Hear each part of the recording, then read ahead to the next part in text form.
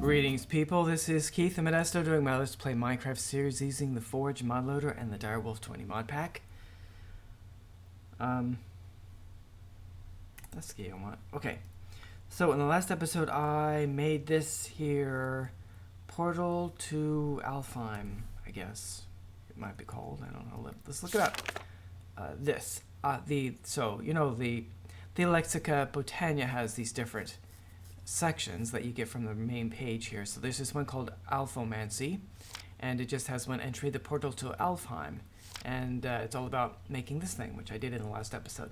And then I said I would be, in order to open it up, you have to smack, I think, that block right there with your Wand of the Forest, which I have right here. But you also have to have these two pulls here with these wonderful Natura pylons. Filled with mana. So, and that took a while, and that's what I did. In between episodes, I worked on filling these two mana pools with mana. So they're both absolutely full. So if we click on here with the wand, it says that's full, and that's full. You can see I think I made another one of these. I turned these around, put lenses on them. So I think that I changed up a little bit. So I was feeding mana directly from there. So these used to point over here to fill these up. So now they're over here. So they are pointing this way to fill these things up. Actually, they're both pointing at this one right now because this one, I filled up this one first, and then I was filling up both. This one finished first. So I pointed both of the mana splitters at this one to fill up that one. Okay. So that's probably all unnecessary detail. You might notice this looked a little tiny bit different. I just went and I used carpenter's blocks. I guess I could break one of these pretty easily. I added some carpenter's blocks around this thing, which I don't think should affect it at all. But so like this right here, that's actually a carpenter's block, and that's a carpenter's block. That right there, and that right there, and that right there are carpenter's blocks. I just thought it made it look a little nicer. So I'll go and put this back. Okay, so I think we're ready to open this thing to get this thing going. So we'll just right click on this. Ooh, and stuff is happening. Let's see here. Yes, it's going down. Didn't use as much as I thought it would. Okay, there was some mana still stored in these, so now that since there's room in the pool for mana, they're sending mana burst. Actually, they're sending them both to this one. So let's move this one back here. Go like this. Point this at this one again. That's better. Okay. Anyway, so the portal's open. Okay. You cannot actually go through the portal. I don't know if this will kill me. No, you just go through. So that portal does not work as far as moving players. Players cannot go to Alfheim, but you can send items over there, and then certain things come back. So the first thing we're going to do, is to throw our book in there. So here we go. And it goes in, it disappears, and then it pops back out again. And it's been changed. Shift for more info.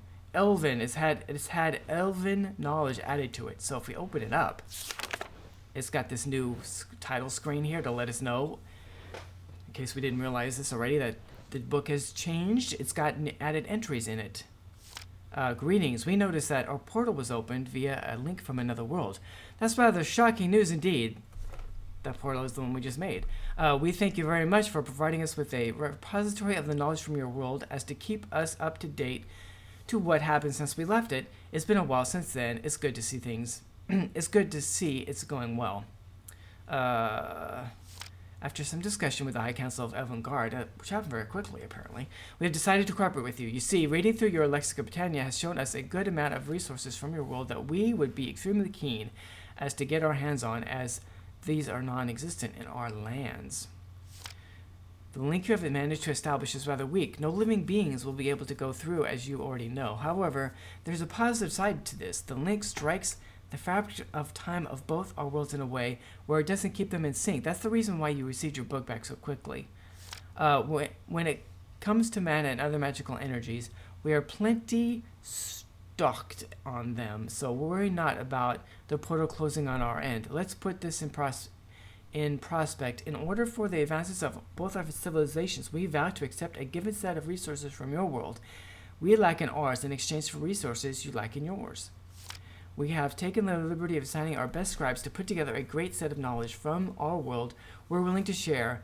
You can find it in your lexicon just as you find knowledge from yours. We hope you find it enlightening and that it encourages you to invest in our materials. Last but not least, do keep in mind that if you decide to send something we have not vouched to trade for, we will assume it as a gift and keep it for ourselves, just as a forewarning. We look forward to exchanging resources with you. Best regards, the High Council of Elven Guard. Okay. So now we have the same.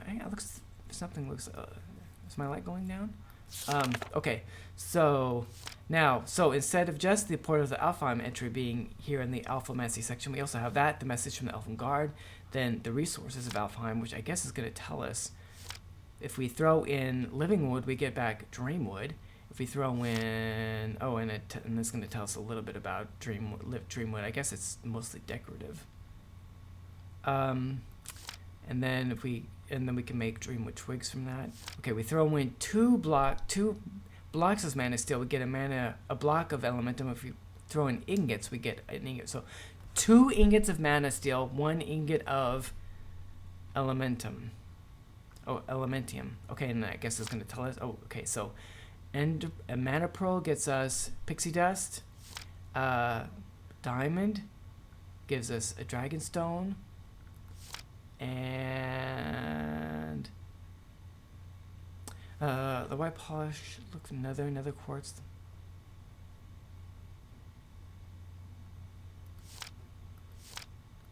Mana glass.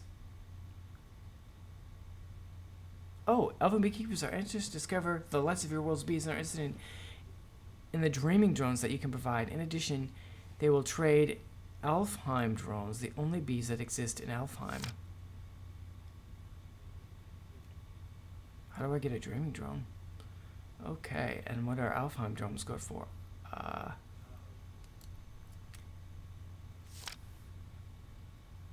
guess I'll have to get them and find out. Anyway, so there's that. Then there's Elven Lore, the Shattering. It's going to tell us about how the elves used to be here, I guess. Ritual of Gaia tells us about summoning a entity. And then Ritual of Gaia 2 is to summon a different entity, which is like an upgrade. And then the relics, I guess these... there's an old tale from the High Clans of Alfheim. It says something among the lines of, the one who rolls the dice of fate is to be rewarded with the gifts of the gods. These are so-called relics of Asir, are rumored to be unique and spellbound by which only one will ever be awarded to any one individual and only they might use it. Yes, okay, so if you get that die, you roll it and you get something cool. Okay, so there's all those entries, but there's also additional entries, I think, in the other pages, and I think they're going to be highlighted. Yes, okay, so these green entries are new. So, extrapolated bucket.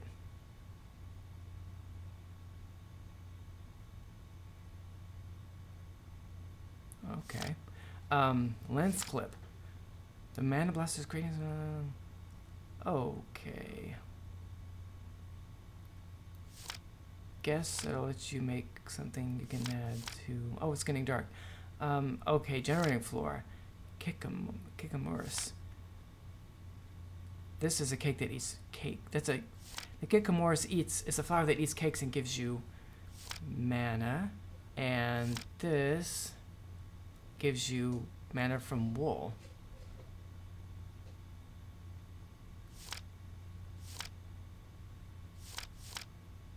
Okay, and it's dark, so let's go inside. I took out that door because I finally got tired of it. It didn't look that great, so I put another one of these in there. Okay, let's sleep through the night. And so there's one more thing at least while we have time here I want to do. I guess I will spend time on my own reading through all the things that have been added.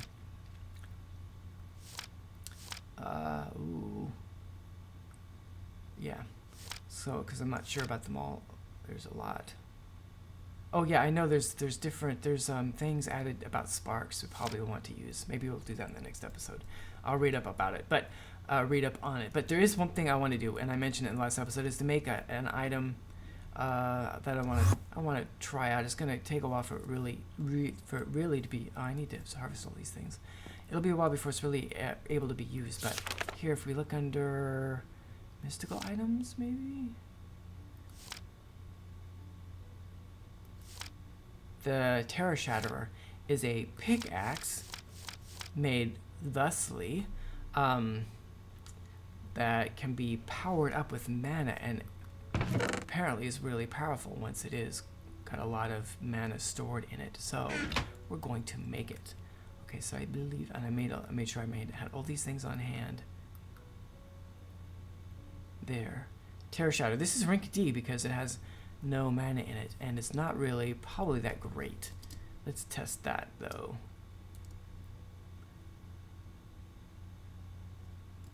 And it has durability, I believe. It doesn't show it here. Oh, durability of 2300, right? But as long as you have a mana tablet or something else that holds mana, it'll instead of taking damage, it'll use up mana. Like other Britannia items that do the same thing. Okay, so there we go. So it's a pickaxe. It's not the slowest, not the, I don't know if it's, maybe it's equivalent to diamond. I don't know. I have to get an actual diamond pickaxe and compare it. But see, so that didn't take any damage. I didn't look to see what the tablet had on it before I did that, but yeah, I'm sure it used up a little bit of mana. Okay, but the point of it is, if you drop it into a, let me take my ring off here. If you drop it on top of a mana pool, it's going to start absorbing mana.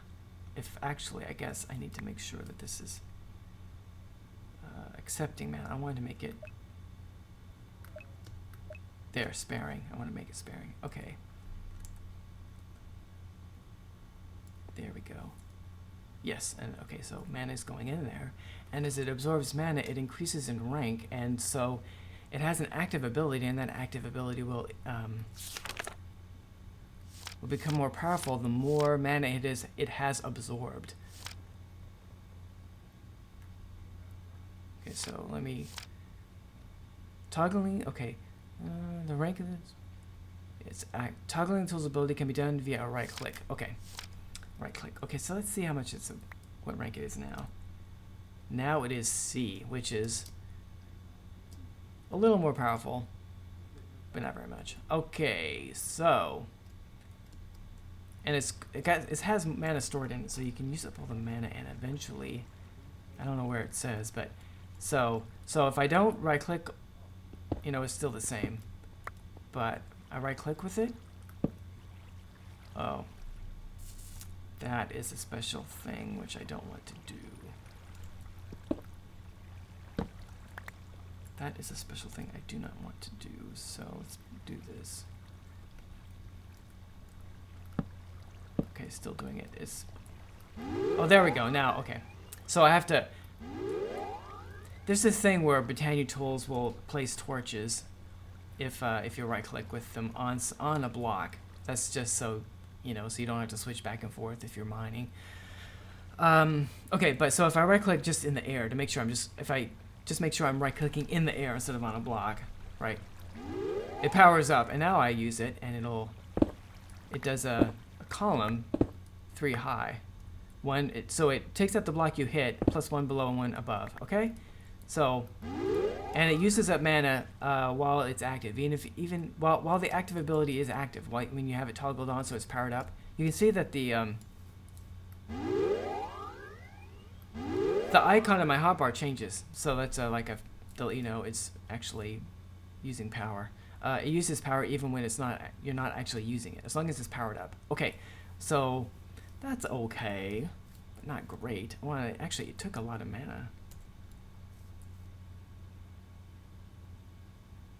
Okay, let's see if we can get it to another rank and see how it does. And meanwhile, I will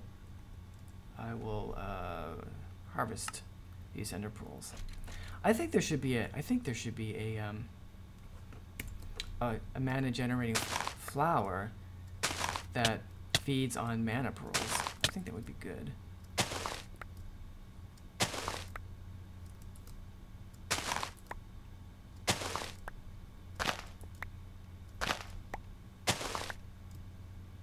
Okay, that's it.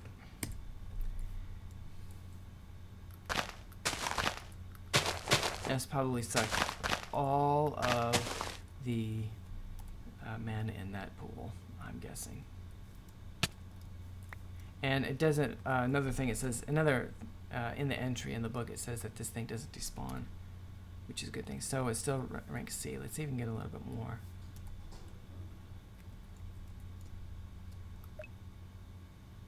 It has a little bit in it.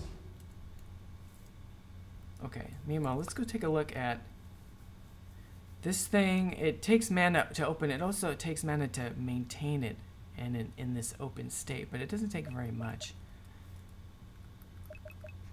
I'm gonna grab, actually, I think there is some, I think I have some charcoal in here. So let's go ahead and put that in there. And actually, let's put some chicken in there, and that'll keep that thing full. It might be too much. Okay, oh, let's see how, oh, I must have picked it up accidentally. Rank C, still rank C.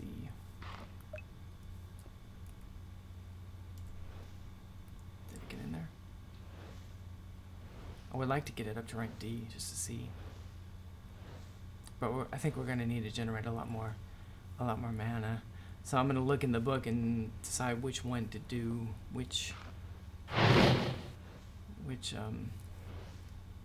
flower to try creating. Rank B, okay, let's try this out. The most powerful rank, I think, takes a lot of mana. Like, you know, like maybe 100, I don't know, mana pools. Okay, so we'll activate it. And, oh, was that a 3x3? Let's see. I think it might have been. Yes, it's a 3x3. So that is the same as a hammer. But of course, additional ranks will be even bigger than a hammer, than a Tinker's Construct hammer. So, I should turn it off. Okay, so it'll take me a little while. I guess in the next episode we'll do some more stuff with Britannia. Probably what I want to do is make a bunch of mana pools and look it up in the book. Where does it say in the book? There's these things called sparks, which I already have, right? I already have a couple of sparks, but they aren't really that useful, just the way they are. But let's go inside. Oh, make sure something doesn't sneak up on me. There is. Let's see. I don't know where it would be. Where maybe under mana manipulation. Sparks. So. Oh, Elven Mana Spreaders. Oh, that might be good. Mana Prism. Spark Augmentation. Here we go. As it seems, sparks are a bit more versatile than it was known previously. A variety of augments can be applied to them to enhance their abilities. It's to note that augments can only be applied to sparks that lie on mana pools. Alright, right. Sparks can be put above certain devices, but that use mana, like the what is it called? The thing they use to make Terra Steel. Okay, Spark can only have a single augment at a time. Starting off, the dispersive augment has a spark use up the mana in the pool below to charge any nearby player's mana-containing items. That's cool. The dominant spark will have the spark will pull any mana from nearby non-augmented sparks pools into its own until it's completely full. So, put this augment on a spark above a pool, and that pool will draw from other sparks that are nearby. Recessive, it'll give away, right? And isolated will make sure it doesn't interact with anything else.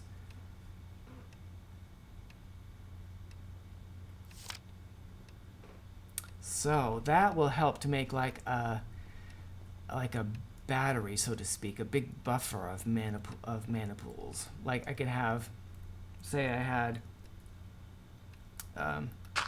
say these were, you know, mana pools right here. I could have, you know, a whole bunch of them. I guess I have cobblestone here. I'm moving things around here without meaning to. Okay, so I could have like a 3x3 grid of cobble. Okay, and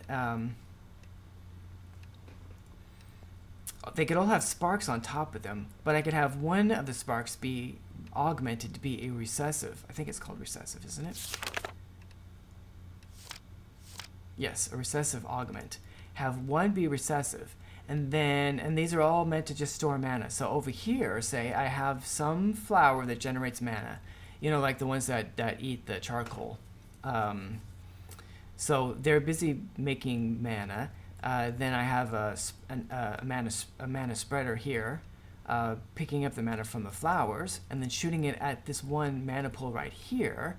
So it fills up with mana, but it has all the mana pools have sparks on top of them, and the one mana that is receiving the one mana pool that's receiving mana directly from the spreader has a recessive augment on its spark, so that that spark is automatically feeding mana to all the other pools. So all the other pools will be filled up with mana instead of just one. It's like a way of making one big, huge mana pool instead of having a separate one.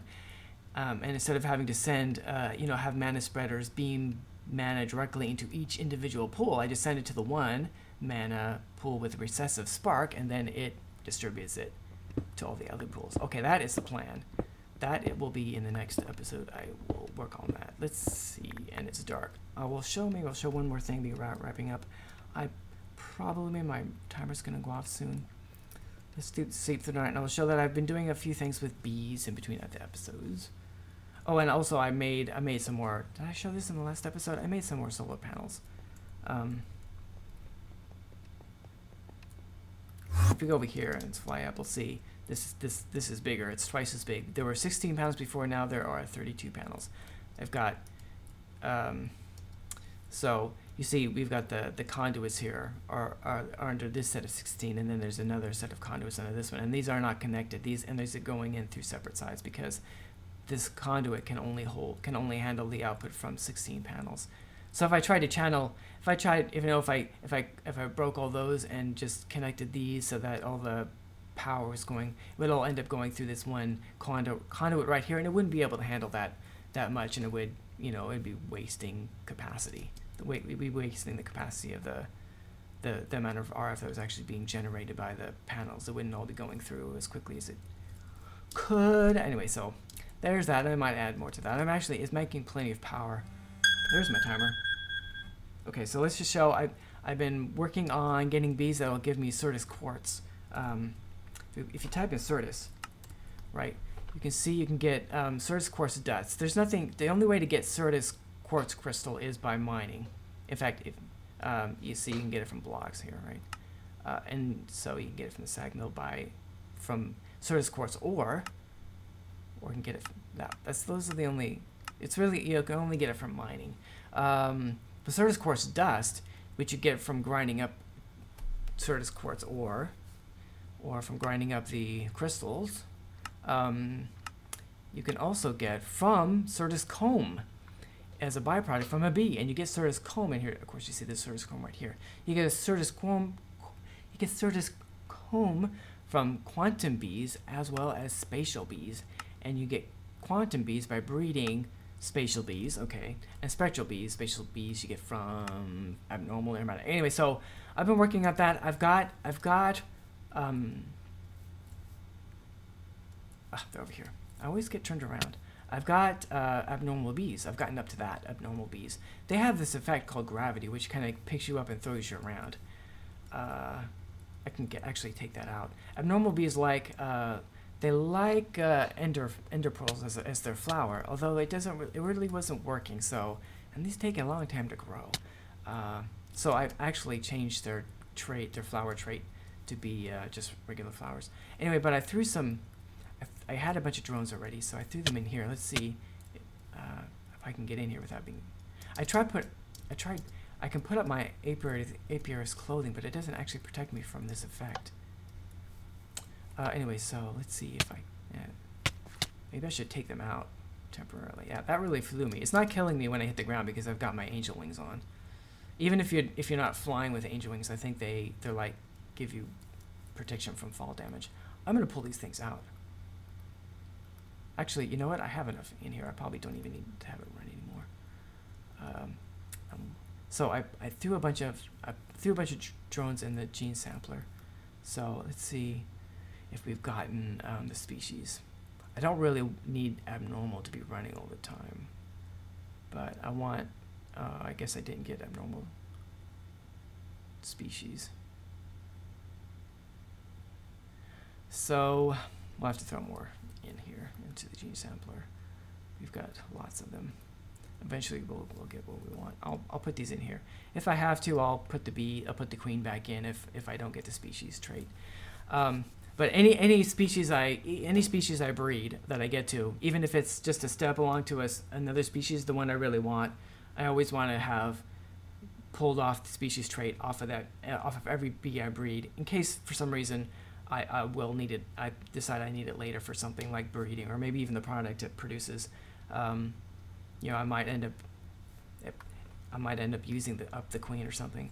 I want to have the species trait in a vial so I can recreate it if I have to. It's just prudent, is what I'm saying. Okay, so let's go back over here and we'll end up. We'll end the episode. Oh, you notice that the trees have these weird leaves? It's because at one point, I think it's industrious, makes bee pollen, and it causes mutations in trees that are nearby. I thought it was just trees that were, relatively close. I think it at least used to be that way, but it's really affecting trees all over. Like over here, I only ran them for a while over here, and in this little area, and I think it actually caused mutations in tree leaves way over here. That's really way over here. It's like maybe in every chunk that's loaded, there was, there's a certain number of chunks that are loaded around the player. That's really bizarre. And not, I don't know if I really like the look. I don't know if I really like the look. Why did my portal close?